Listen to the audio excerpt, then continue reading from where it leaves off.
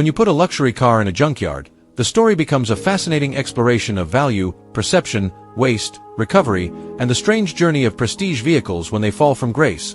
Because unlike ordinary cars, luxury cars carry with them the aura of exclusivity, status, and wealth, and the moment they are tossed into a junkyard, people can't help but wonder why such a high-priced piece of engineering and craftsmanship has ended up in a place filled with rust, broken parts, and discarded machines, and the reasons can vary.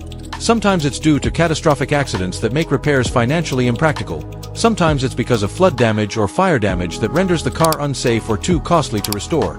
Sometimes it's insurance write-offs that turn a once glorious car into a salvage title. And sometimes it's simply neglect where the owner could not maintain the car, failed to pay taxes, or abandoned it altogether. And once inside the junkyard, the treatment of the car depends on many factors. Because if the vehicle still holds rare or highly demanded parts, workers will strip it down carefully, pulling out engines, transmissions, infotainment systems, leather interiors, suspension components, alloy wheels, and even smaller details like door handles, badges, and trim. Since enthusiasts and mechanics often search junkyards for genuine OEM parts at a fraction of the price, and the demand for luxury car parts is always high because people restoring similar models prefer original equipment rather than aftermarket replicas.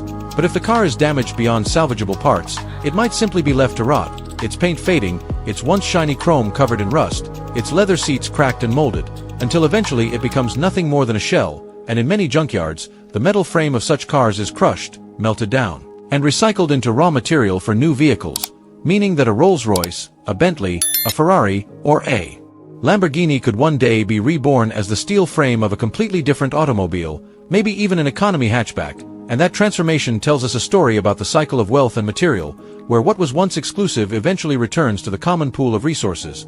But beyond the mechanical journey, the presence of a luxury car in a junkyard stirs emotions: shock, sadness, curiosity, even excitement, because onlookers often feel disbelief that a six-figure or seven-figure machine can share the same fate as an ordinary car. Yet this reality exposes the truth about depreciation and the temporary nature of material possessions, since luxury cars, despite their branding, engineering, and prestige, are still machines subject to entropy, wear, and obsolescence. And in the junkyard, their brand name no longer protects them, their badge becomes just another piece of scrap metal. Though collectors and scavengers might still pull luxury logos off cars to sell them online.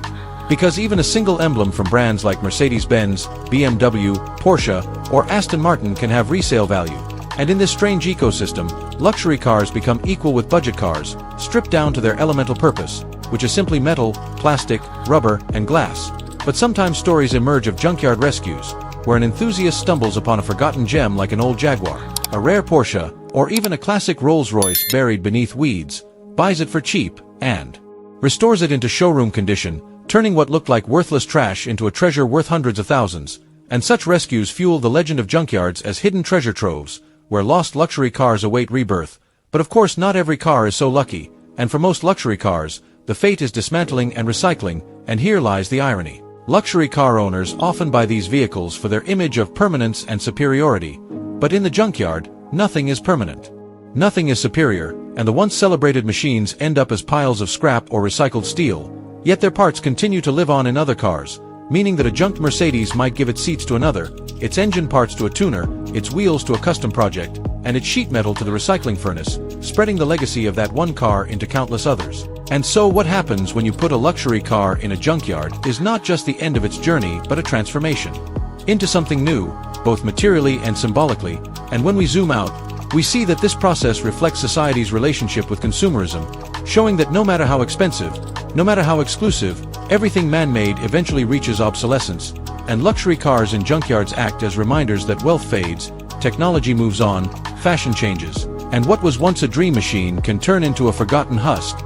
Yet also they remind us of ingenuity and recycling, proving that even in death, these machines serve purpose, whether by providing affordable parts to enthusiasts, raw material for future production, or inspiration for stories about how quickly fortunes change. And for car lovers who walk through junkyards, spotting a Lamborghini door, a Rolls-Royce grille, or a Bentley dashboard among piles of wrecks is an almost surreal experience. One that sparks imagination about the life that car once lived, the wealthy owner who drove it, the roads it conquered, the luxury it provided, and how it eventually met its downfall.